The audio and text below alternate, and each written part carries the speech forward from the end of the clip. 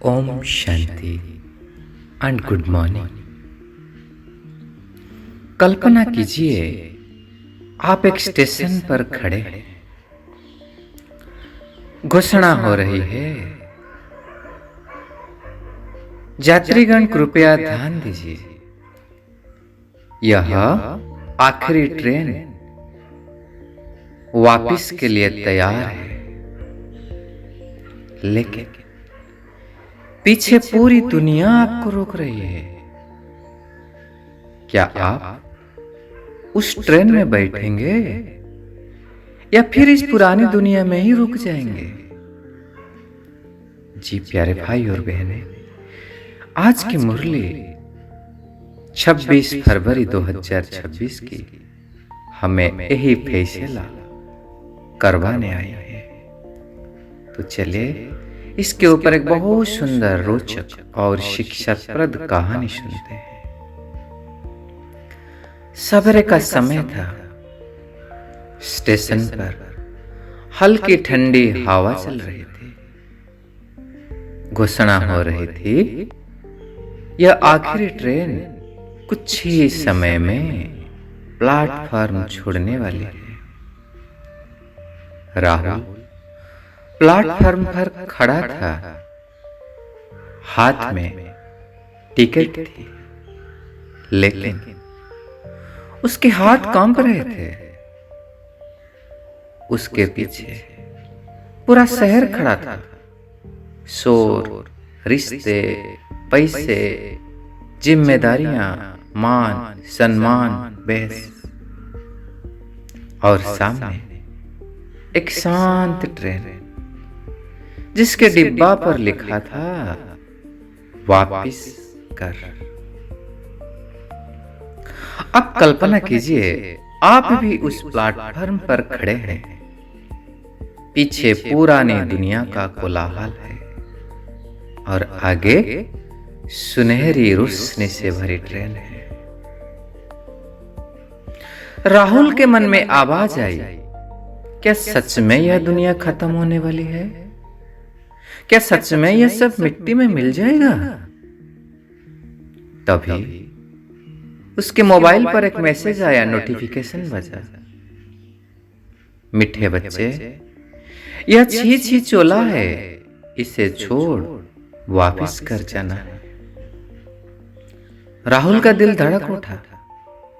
अरे, यह तो आज की मुरली की लाइन थी। उसे याद आया, कितनी बार उसने दुखों में कहा था, हे परमपिता आकर हमें ले जाओ, और आज ट्रेन सामने खड़ी थी। लेकिन अचानक कुछ लोग उसे रोकने लगे। अरे राहुल, ये क्या कर रहे हो? अरे भाई, अभी तुम्हें बहुत कमाना है, तुम्हें सफलता की शिखर तक पहुंचना है। बच्चों का भविष्य क्या होगा? तुम्हारा नाम पहचान जो इतने तुमने कमाई की, उसका क्या होगा? फिर राहुल डगमगाया। तभी उसने हल्के से आंखें बंद की और जिससे उसके भीतर से एक वाक्य गूंज उठा, मेरा तो एक शिव बाबा, दूसरा ना कोई। अचानक शोर धीमा होने लगा। पीछे की भीड़ धुंधली हो गई। सामने ट्रेन की सुनहरी रोशनी तेज हो गई। प्यारे भाई और बहनें, अब आप महसूस करो, आप आत्मा हैं और यह शरीर सिर्फ एक चोला है। आपके सामने प्रकाश का ट्रेन खड़ी है, जिसका इंजन है योग बल। फिर घोषणा हुई, यात्रीगण कृपया ध्यान दीजिए, यह यात्री आपसी के लिए तैयार है। कृपया तुरंत सवार हो, यह आखिरी ट्रेन है। फिर राहुल ने गहरी सांस ली। उसने सोचा, यह तो राजस्व अश्वमेध यज्ञ है, सब कुछ स्वाहा करना ही होगा।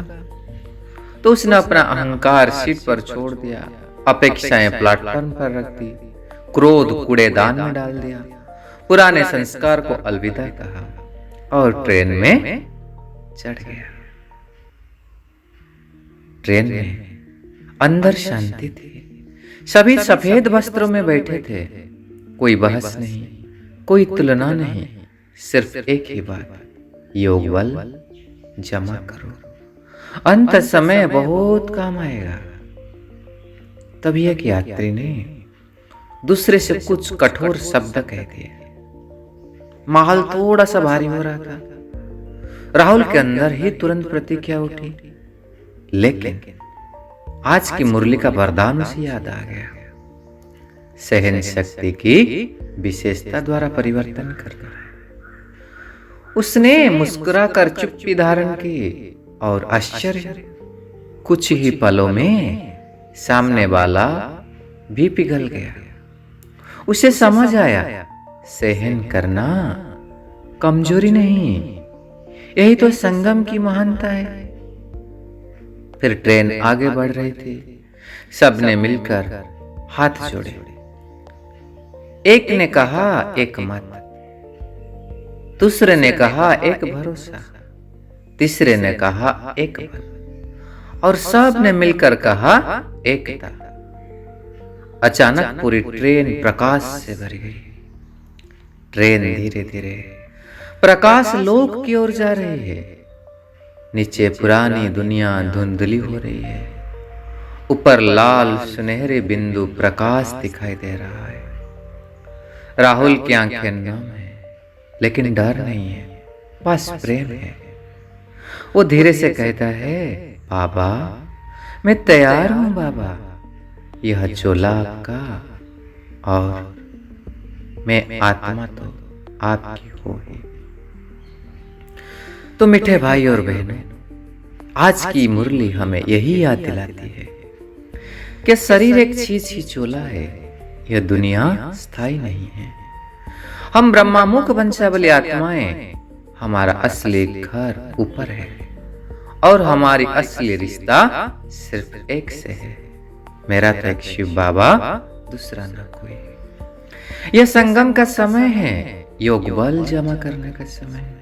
राजस्व यज्ञ में अपना अहंकार, क्रोध, अपेक्षाएं, पुराने संस्कार सब स्वाह करने का समय है। जब कोई कुछ कहे तो प्रतिक्रिया नहीं, सहन शक्ति।